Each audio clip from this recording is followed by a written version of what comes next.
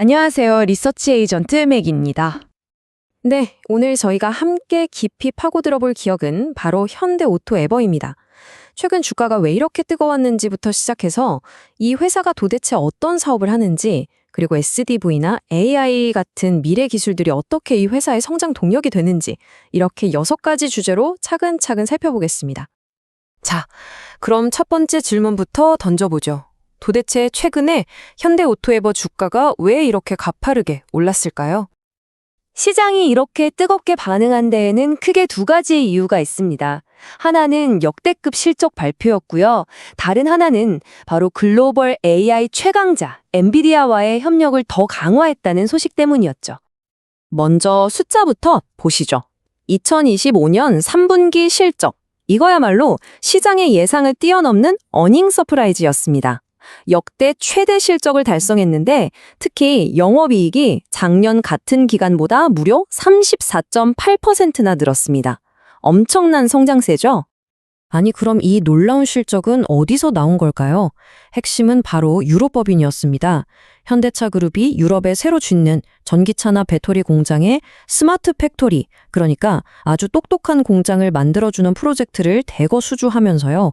유럽에서만 매출이 96.2%, 거의 2배 가까이 폭증한 겁니다.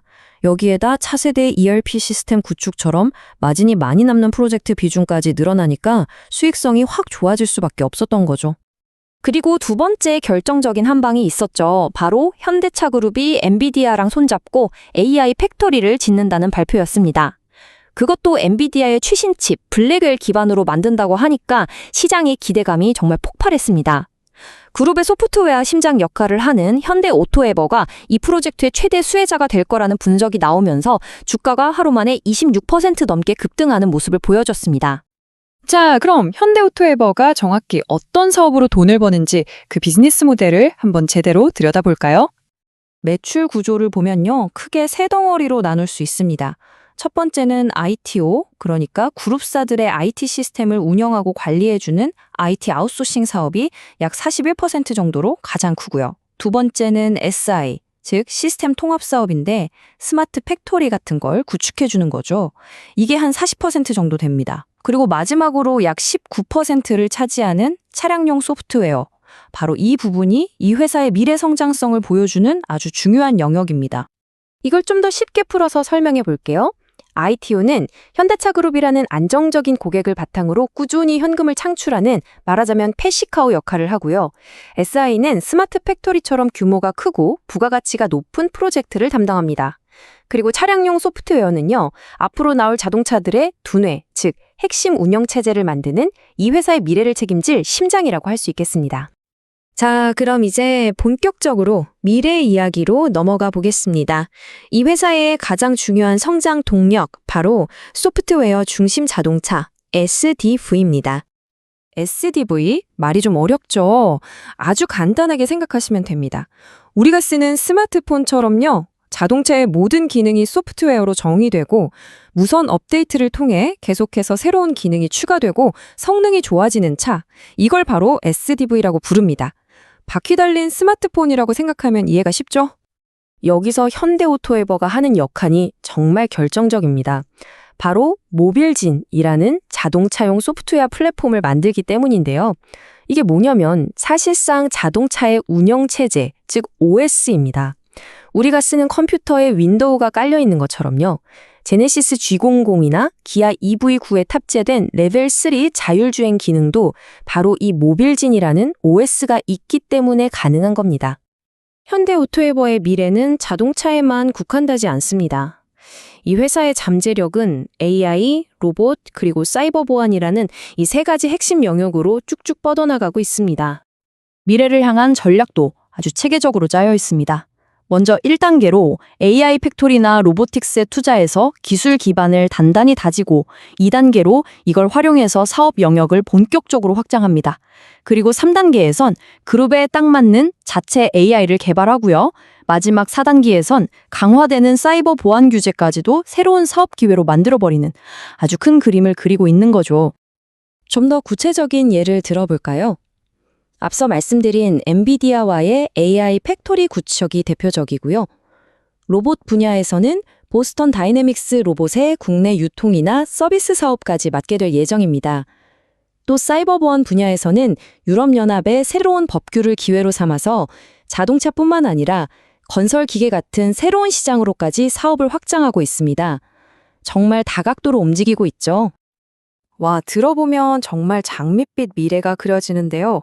하지만 이런 성장 스토리가 정말 탄탄한지 알려면 결국 숫자를 봐야겠죠? 이제 재무 상태와 가치 평가, 밸류에이션을 한번 분석해 보겠습니다. 매출부터 보시죠. 보시는 것처럼 정말 꾸준하고 힘차게 성장하고 있습니다. 2023년에 이미 3조 원을 넘었고요. 2025년에는 4조 원 돌파가 예상될 정도로 아주 이상적인 우상향 그래프를 그리고 있습니다. 그런데요, 단순히 매출만 늘어나는 게 아닙니다. 더 중요한 건 바로 수익성이죠.